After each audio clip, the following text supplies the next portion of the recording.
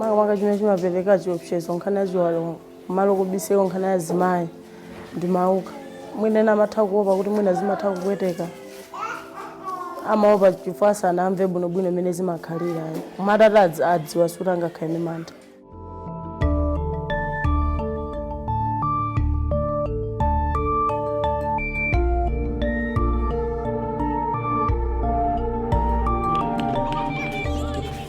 Neyo ndimaziwa komanso ndinamvapo zinazachitika classmate wanga anadwalapo mpaka ndikumwalira. Atanitumiza kukwenzi ndi pamene anamuyeza anandipeza zakuti ndi khansa ya khomo la chiberekero koma yaononga chiberekero komanso yafatikira ziwalo zina za mthupi. Nde sanathe kulandira chithandizo china chilichonse anangodikira tsiku lake lokumwalira basi. Anali zaka 24. In terms of cervical cancer in Malawi, the numbers are overwhelming. If you look at the global statistics, Malawi is probably one of the highest or probably second highest countries with the highest numbers of cervical cancer.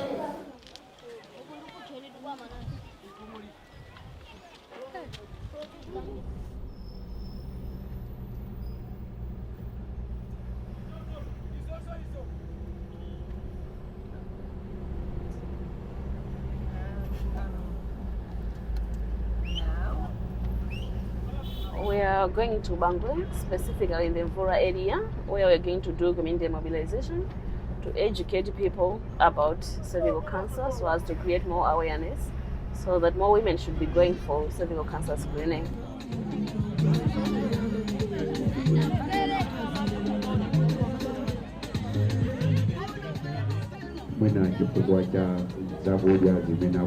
So he says sometimes we have been hearing that one can develop cancer because of the type of food that she is eating. Is that true? The truth of the matter is that cervical cancer is there. Maybe 1 or 2 of our relatives passed on because of cervical cancer, but we didn't know. For instance, in my sake, my grandmother passed on because of cervical cancer, but I didn't know way back that it was cervical cancer. As we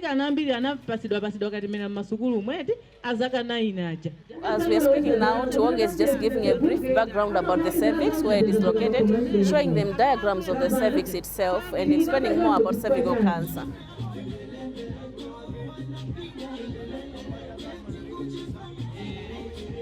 Azimai tikakhala magulu nthenda imeneyi amakambirana ndithu momasuka kuti ndi nthenda yopya komano sitimaziwa kuti titani chifukwa tinali tisanaphunzire kuti khansa iyi ndi chani imayamba bwanji timangokambirana kuti nakatipanga bwanji. Ineyo kunena zoona sinayezesepo khansa ya khomo la chiberekero koma ndi mmene ndaphunzirira lero mawa ndinyamuka ndipita ndikayezesa khansa ya khomo la chiberekero ndipo ndikayezesa pa Bangwe kiliniki ndi pafupi nditha kuyenda.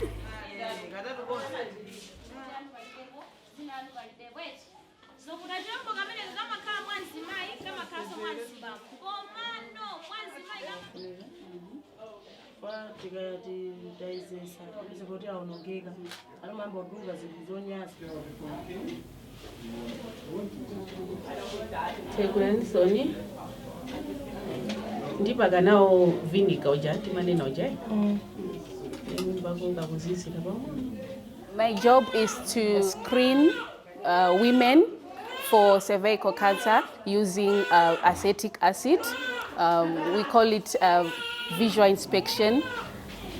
There are some myths that they come with. I heard that when you're screening, you take the uterus out. This is a cancer mazimvera kutiko konko ndigira mbizi zotsatira zwe 1 hour iyayi phindi imodzi 1 minute yeah ndikenda kwazisa zizanga kufunika kwake kuti adziwe ubwino wa kuyezesa khansa ya chiberekero. Ndi anthuni mukangona kena kake ngegege muzithamangira kuchipatala kukatani kukayezesa ndiye ndimalimbikisa be anthu kuti matenda amene ndadwala ine ndi matenda opsa kwambiri.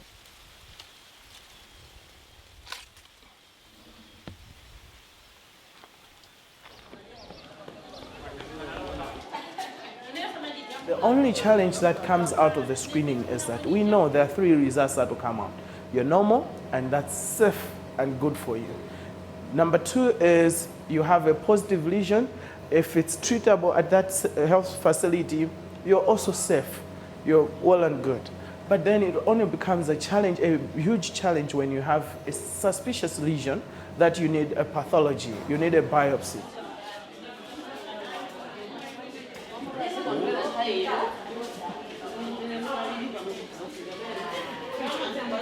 Nditayezetsana ndiuza kuti andipeza ndi khansa la khomo la chiberekero koma pamafuna zosimikizika kuti atenge kanyama tipite kumwayi wathu kuti akasimikizedi umene kwakayeze kunena kuti kodi ndi khansa la khomo la chiberekero. At the moment, the whole country, there's only one public hospital where you can actually do histopathology of these samples. So that's in Lilongwe. Now, what does that mean? It means even though there's a huge burden, there are very few of them that will access the actual care that they require.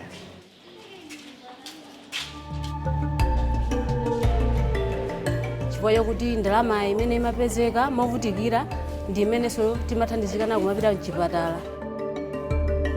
You have to choose carefully which patients you want to operate on.